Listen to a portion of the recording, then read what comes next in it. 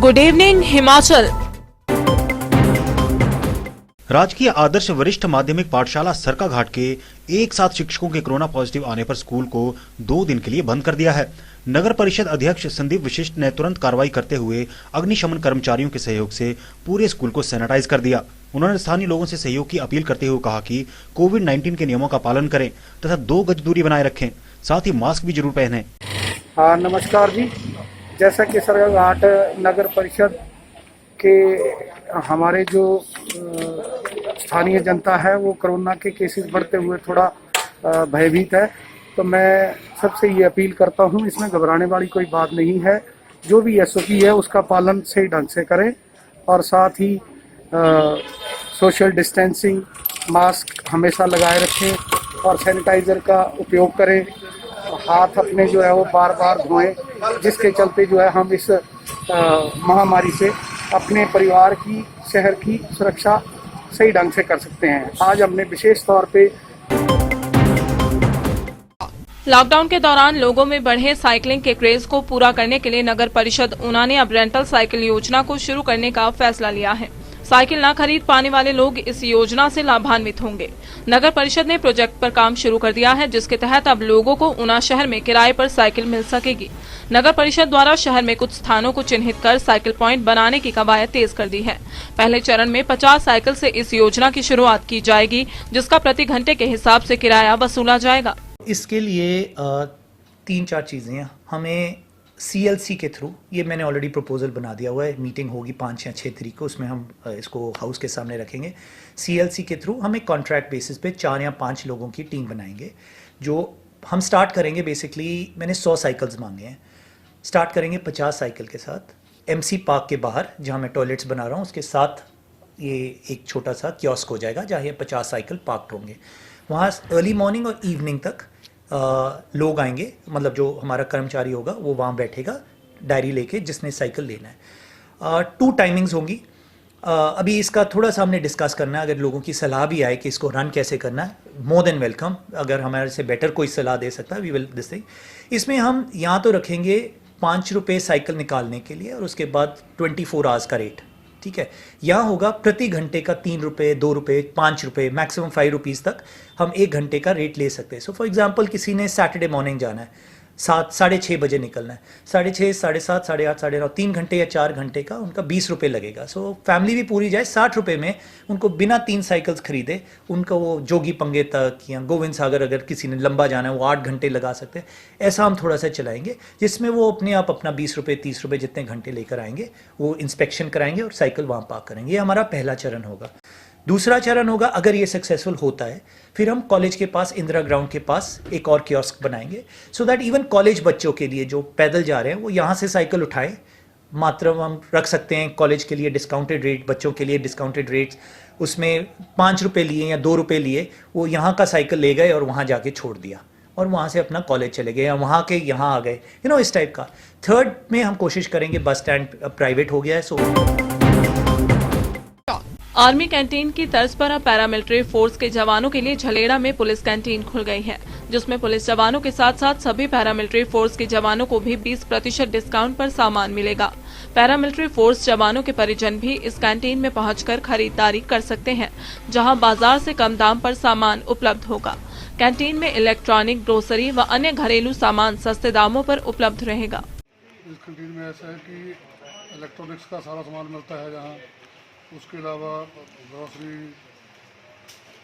हर item जो है वो रसोई के रिलेटेड है, बच्चों के रिलेटेड है, या क्रीम वगैरह जो भी है वो हर चीज़ मिलती है। जहाँ ये किन किन के लिए सुविधा है? ये कैंटीन है जो पूरी पैरामिलिट्री, इसमें जैसे BSF, ITBP, SSB वगैरह और पुलिस डिपार्टमेंट जो है वो सभी इसमें सामान ले सकते हैं। तो इसकी आपने कोई फीस भी रखी हुई है? हाँ, इसकी ऐसा है कि मेंबरशिप के लिए 1000 रुपया इसकी सिक्योरिटी रखी हुई है। उसकी रसीद काट के जो है वो 1000 रुपये की हम देते हैं, जो भी हमारे पास मेंबर बनेगा। बाजार के और इनके दाम में कितना फ़र्क है? इसमें ऐसा है कि अलग अलग चीज़ में अलग अलग मार्जिन है। कम से कम 20% तक जो है वो मार्जिन इस कैंटीन में है बाजार से। दिव्य हिमाचल टीवी के लिए ऊना से वी कौंडल के साथ मुनिंदर अरोड़ा की रिपोर्ट। अंतर्राष्ट्रीय कुल्लू दशहरा इस बार कोरोना के चलते देव परंपराओं तक ही सीमित रह गया है। स्वास्थ्य विभाग कोरोना के प्रति लोगों को जागरूकता के लिए सुरक्षा की युक्ति कोरोना से मुक्ति अभियान चला रहा है। इसी कड़ी में विभाग द्वारा जिला भर में नुक्कड़ नाटक का आयोजन किया जाएगा। वहीं पंफलेट से ग्रामीणों को जागरूक किया जाएगा। इस दौरान आशा वर्कर्स घर घर जाकर बुजुर्गों के स्वास्थ्य की जाँच करेंगी। किसी भी बुजुर्ग में कोरोना के लक्षण पाए जाते हैं तो उन्हें उपचार के लिए भर्ती भी किया जाएगा। जिला मुख्य चिकित्सा अधिकारी डॉक्टर सुशील चंद्र शर्मा ने बताया कि अभियान के तहत 14 से 31 अक्टूबर तक विभिन्न गतिविधियों के माध्यम से लोगों को जागरूक किया जा रहा है।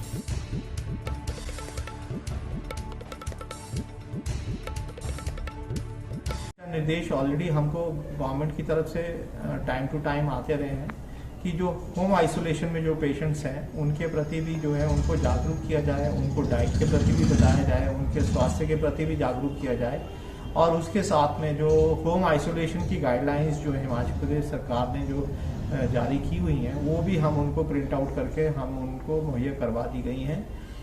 तो जितना भी ये आईसी का मतलब ये होता है कि लोगों को इसके प्रति जागरूक करना, और हम जो है ग्रास रूट लेवल पर अपने हेल्थ सुपरवाइज़र के माध्यम से, हमारे हेल्थ एजुकेटर के माध्यम से, हमारी एमईआईयू के माध्यम से, स्वास्थ्य विभाग के हमारे कर्मचारी अधिकारी के माध्यम से, डीएमओ के माध्यम से हम लोगों को जागरूक करें। इसी कड़ी के तहत हमने 14 तारीख से लेकर तो 31 तारीख तक का एक पूरा एक्शन प्लान बनाया हुआ है।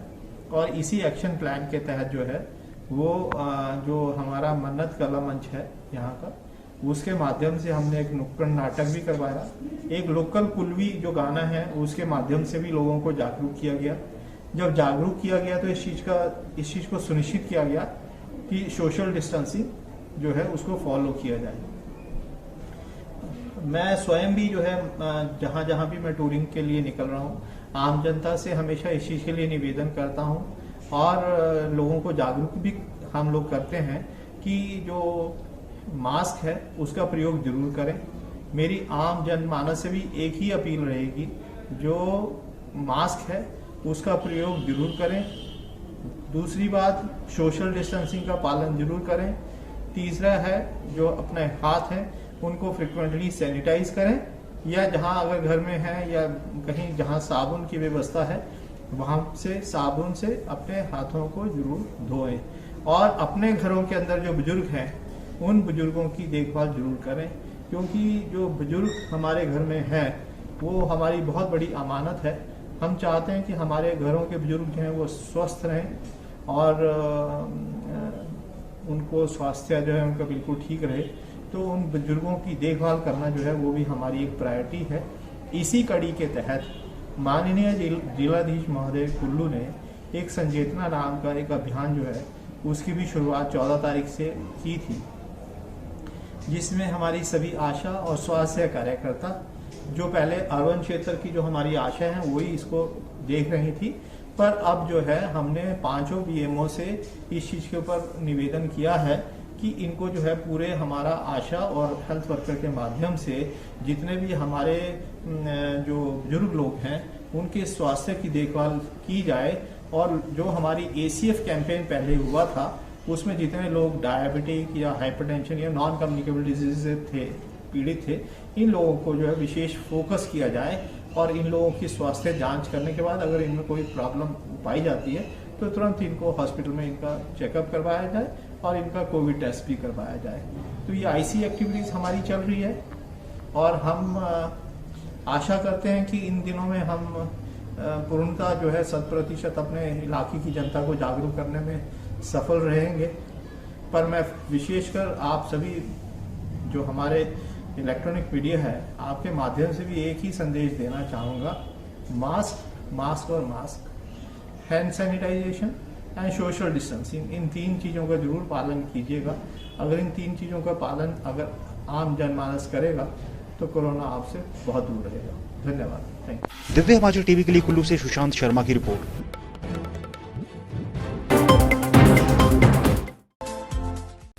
हिमाचल प्रदेश दलित शोषण मुक्ति मंच जिला इकाई मंडी द्वारा मंडी के सेरी चांदनी पर हाथरस केस को लेकर धरना प्रदर्शन किया गया।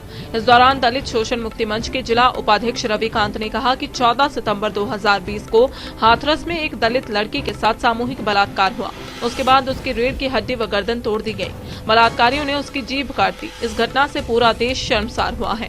उन्होंने कहा कि दलित शोषण मुक्ति मंच मांग करता है कि हाथरस, बलरामपुर, बाराबंकी में बलात्कार व हत्या की उच्चतम न्यायालय के न्यायाधीश से न्यायिक जांच करवाई जाए। रविकांत है, मैं दलित शोषण मुक्त मंच मंडी का जिला का उपाध्यक्ष हूँ। आज दलित शोषण मुक्ति मंच जो है पूरे देश के अंदर और हिमाचल प्रदेश के अंदर भी विभिन्न जिलों के अंदर, विभिन्न ब्लॉकों के अंदर जो है इस बात को लेकर प्रदर्शन कर रहा है कि हमारे देश के अंदर जो 14 सितंबर को जो यूपी के हाथरस के अंदर जो घटना हुई है, उस घटना के अंदर जो गैंगरेप हुआ है, उसके बाद जो उसकी हत्या कर दी गई, उसके विरोध में पूरे देश के अंदर 1 महीना तक लगातार प्रदर्शन हो रहे हैं। और 29 तारीख को जिस युवती की वहाँ पे मौत हुई थी सफदरजंग हॉस्पिटल के अंदर, आज 29 तारीख को 1 महीना हो गया है और 1 महीने के बाद भी उस युवती को, उसके परिवार को अभी तक न्याय नहीं मिला है। इसीलिए उस न्याय की मांग को लेकर आज पूरे हिमाचल प्रदेश के अंदर दलित शोषण मुक्ति मंच और अन्य जो दलित संगठन है सभी मिलकर जो है इस बात को लेकर आज हम प्रदर्शन कर रहे हैं कि उस परिवार को न्याय मिलना चाहिए। उसके साथ साथ जो दोषी हैं उनको फांसी की सज़ा मिलनी चाहिए। और हमारी ये भी मांग है कि उसकी जो जांच है वो जांच जो है न्यायिक जांच होनी चाहिए। हालांकि पिछले कल जो है हाई कोर्ट को जांच का जिम्मा दिया गया है, वो हमारी मांग थी कि उसकी एक न्यायिक जांच जो है उस हत्याकांड की होनी चाहिए, रेप कांड की होनी चाहिए। यही नहीं, उसके बाद भी यूपी के अंदर अलग अलग जगहों के अंदर 3 जो युवतियां दलित युवतियों के साथ रेप कांड हुए हैं। और हमारा ये मानना है कि यूपी के अंदर जो सरकार चल रही है वो एक फांसीवादी तरीके की सरकार है, एक तानाशाही तरीके की सरकार है। और उस तानाशाही के चलते वहाँ का जो पुलिस प्रशासन है, ख़ास तौर पर वहाँ के जो डीएम हैं, वहाँ के जो एसपी हैं, वहाँ के जो एएसपी हैं, सभी लोगों के बयानों से लगता है कि वो जो है उस हत्याकांड को दबाने की कोशिश कर रहे हैं, रेप कांड को दबाने की कोशिश कर रहे हैं। इसलिए हमारी मांग है कि इसकी एक न्यायिक जांच होनी चाहिए और उस परिवार। दिव्य हिमाचल टीवी के लिए प्रदेश शिक्षा मंत्री गोविंद सिंह ठाकुर कोरोना पॉजिटिव पाए गए हैं। मंत्री ने स्वयं यह जानकारी सभी के साथ सोशल मीडिया पर साझा कर दी है। मंत्री ने लिखा कि गत दिन वह किसी कोरोना संक्रमित व्यक्ति के संपर्क में आए हैं। उन्होंने बताया कि स्टाफ सहित सुबह रैपिड एंटीजन कोरोना टेस्ट करवाया और उनकी रिपोर्ट पॉजिटिव आई है, जिसमें उनकी व उनके निजी सुरक्षा अधिकारी की रिपोर्ट भी पॉजिटिव आई है।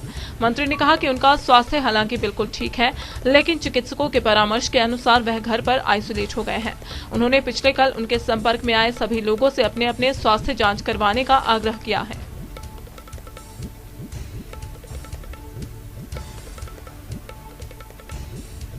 दिव्य हिमाचल टीवी के लिए कुल्लू से शालिनी राय भारद्वाज की रिपोर्ट।